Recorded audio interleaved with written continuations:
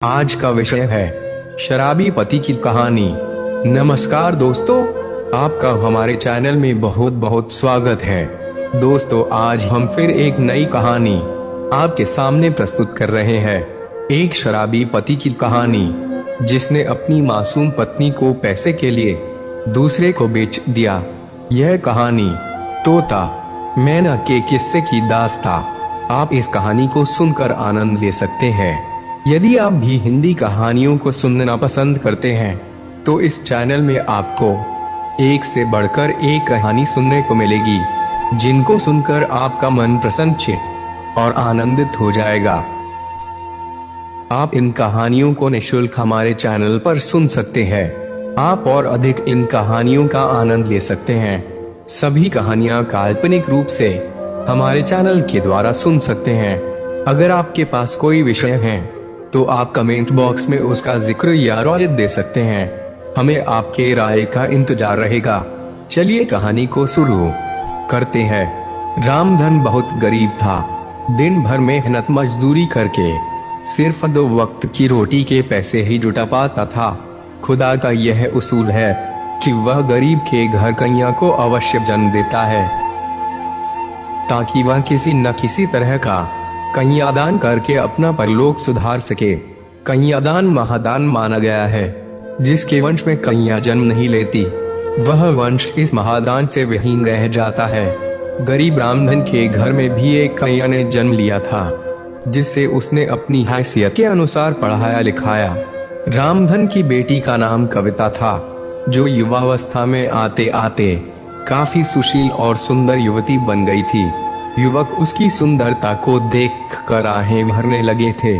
एक दिन रामधन के मित्र गोपाल ने उससे कहा, मित्र, अब तुम्हारी पुत्री कविता भी विवाह योग्य हो गई है।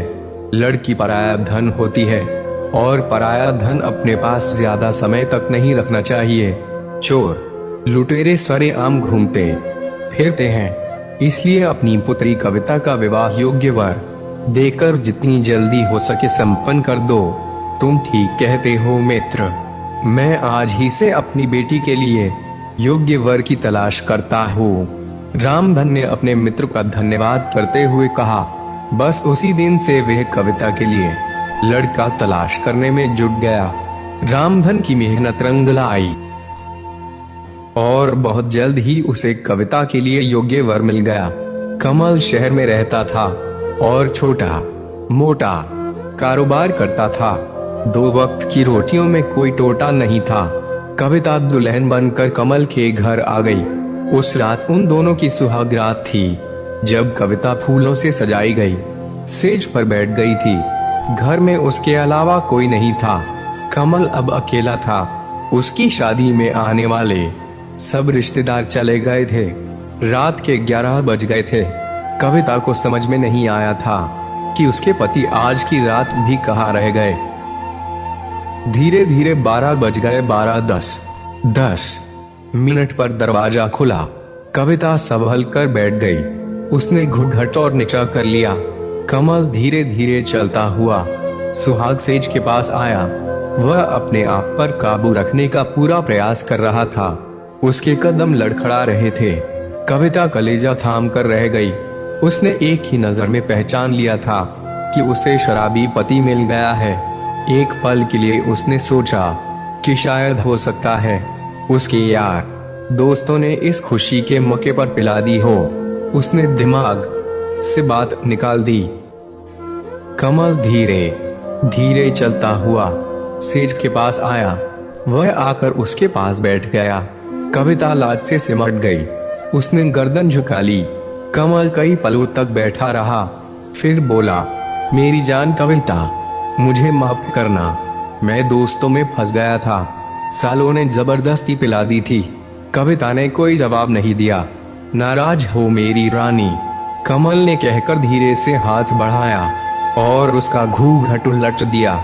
कविता ने जरा सा भी विरोध नहीं किया, केवल इसलिए कि यदि उसने विरोध किया तो कहीं साड़ी न फट जाए। शराबी का क्या भरोसा। कमल के सम्मुख जैसे चाँद निकल आया।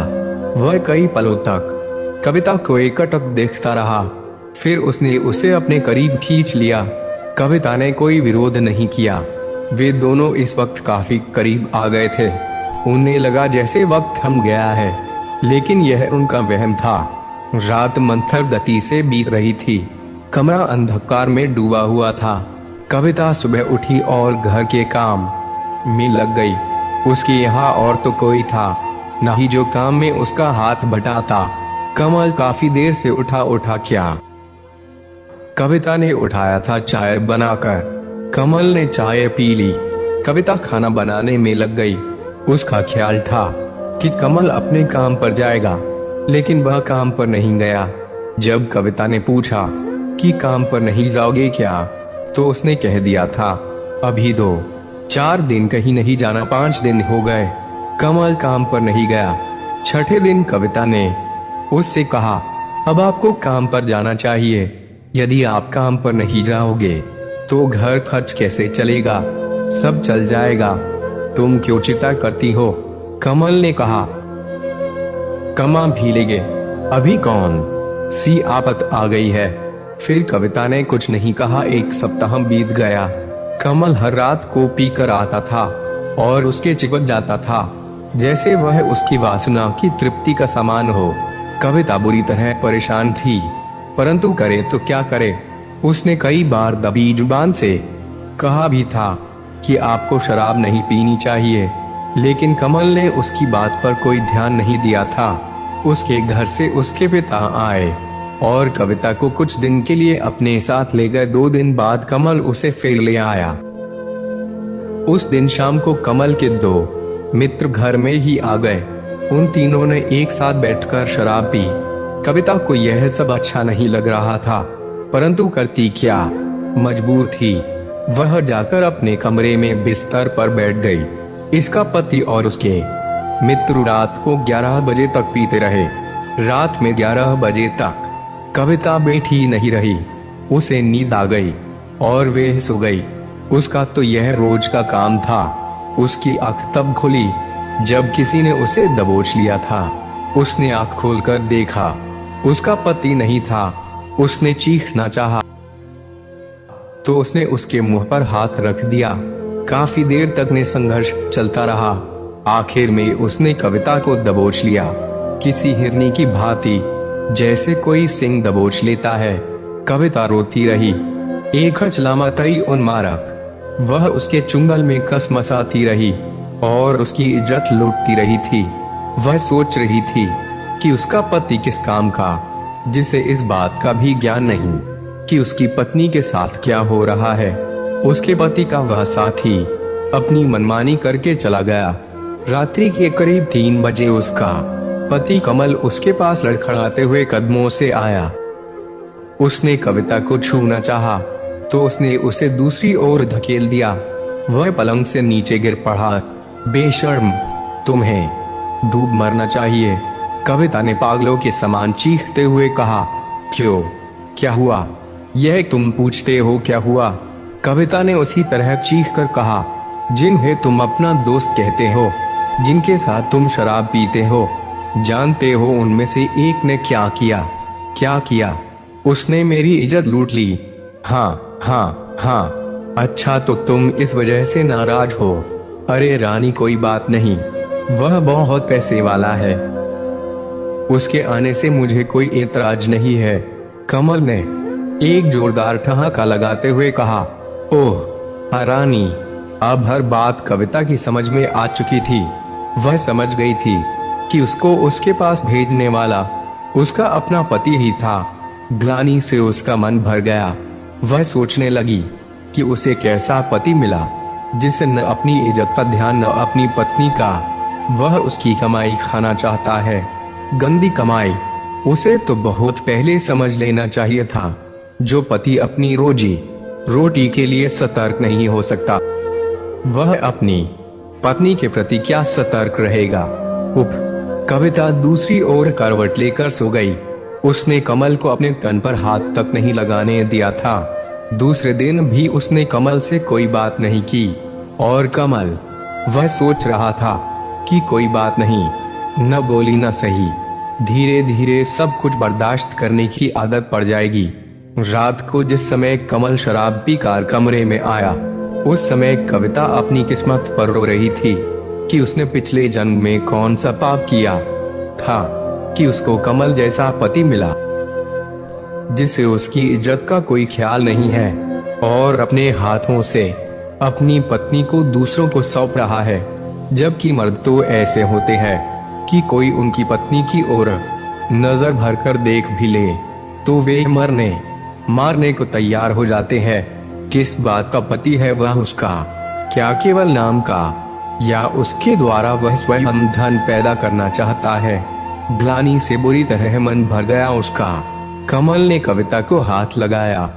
एक हचलामतई उन्मारक कविता ने उसका हाथ झटक दिया और कहा, तुम्हें मेरे जिस्म पर हाथ लगाने का कोई अधिकार नहीं है। क्यों? उसने कहा, तुम मेरी पत्नी हो। किस बात की पति हो तुम? कविता ने कहा, क्या केवल इस बात के कि तुम मदिरा पान करके आओ और मेरे तन से खेलो? पति कैसे होते हैं, उनका क्या कर्तव्य होता है जानते हो तुम?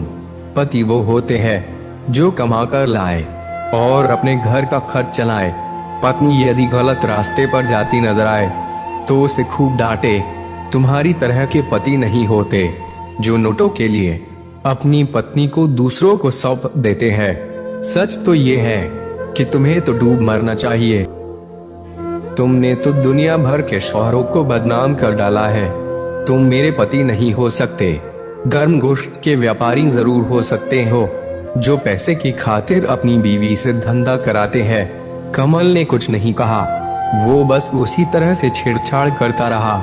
काफी देर बाद बोला, कविता तुम क्यों परेशान हो? औरत को डर तो अपने पति का ही होता है ना। जब मुझे कोई एतराज नहीं तो तुम क्यों चिंता करती हो? खाओ पियो मौज करो। क्या कहूँ तुम्हें? क्रोधित कविता बोली, कोई उचित शब्द नजर नहीं आ रहा। हाँ, यदि तुम्हारे स्थान पर मैं होती और मेरे स्थान पर तुम होते तो अब तक तुम्हारी इस नीच और जलील दोस्त की गर्दन कमल कर चुकी होती और स्वयं अपने को गोली मार ली होती। इस संसार में केवल इज्जत ही गई तो है, और यदि वह भी समाप्त हो गई तो फिर बचा क्या? ओह हाँ, कविता ने कहा, सुनो कमल, वैसे तो मेरी नजरों में अब तुम्हारी कोई इज्जत नहीं रह गई, लेकिन फिर भी एक बात याद रखना, इस तरह की हरकत मेरे साथ कराने का प्रयास भूल कर भी न करना। यदि ऐसी घिनौनी हरकत तुमने फिर की तो मैं अपने आप को समाप्त कर दूंगी। कविता, हाँ, ये तुम क्या पागलों जैसी बातें कर रही हो? उसने कहा, नारी का फर्ज है कि वह अपने पति का कहना माने, चाहे वह उससे पैसा ही क्यों न कराने की पेशकश करे। हाँ, अगर तुम्हारे ऐसे विचार हैं तो तुम किसी और के साथ शादी कर लो और उससे यह सब कराना। मैं कल ही अपने घर चली जाऊंगी और तुम्हें तलाक दे दूंगी। इस तरह का नरक समान जीवन कम से कम मुझे तो बर्दाश्त नहीं है। क्यों पागल हो रही हो कविता? कमल ने कहा, मैं कौन सा तुमसे रोज किसी का बिस्तर गर्म करने को कह रहा हूँ। कभी कभार कोई आ गया तो ठीक है, नहीं तो नहीं। तुम क्या समझते हो मुझे? उसने कहा, मैं कोई वेश्या हूँ जो अपने तन का सौदा करके तुम्हारा पेट भरूंगी। अरे अगर तुम कमा नहीं सकते तो डूब मरो या घर में चूड़ियां पहनकर बैठ जाओ। नारी तो पुरुष की इज्जत होती है। किसी ने कहा है, नारी सर्वत्र पूज्यते। कहते कहते कविता हाँफने लगी और कुछ देर खामोश रहने के बाद उसने कहा, तुम इन सब बातों को तभी समझ सकते हो जब तुम्हें अपनी इज्जत का ख्याल हो। तुमने तो ये अंगूर की बोतल ऐसी गले लगा रखी है जिसने तुम्हारे सोचने समझने की शक्ति को समाप्त कर दिया है। अगर तुम में थोड़ी बहुत भी बुद्धि है तो इस शराब को छोड़ो और अपना काम करो। शराब पीने वालों का यही हाल होता है, उनके घर बर्बाद हो जाते हैं। सच यही है, शराब आदमी को सोचने समझने की शक्ति को समाप्त कर देती है। कमल ने उसके बाद कुछ नहीं कहा। वह दूसरी ओर करवट लेकर सो गया। कविता भी करवट लेकर लेटी रही। कविता ने इस बात का पक्का निश्चय कर लिया था कि यदि इस बार उसके पति ने इस प्रकार की हरकत कराने की कोशिश की तो वह अपनी जान दे देगी। 15 दिन गुजर गए, कोई बात नहीं हुई। कमल ने काम पर जाना प्रारंभ कर दिया था, लेकिन उसने शराब पीनी बंद नहीं की थी। कविता ने उससे बोलना शुरू कर दिया था। उसने सोचा था कि शायद उस दिन की बातों का उस पर असर हो गया है और वह सीधी राह पर आ गया है।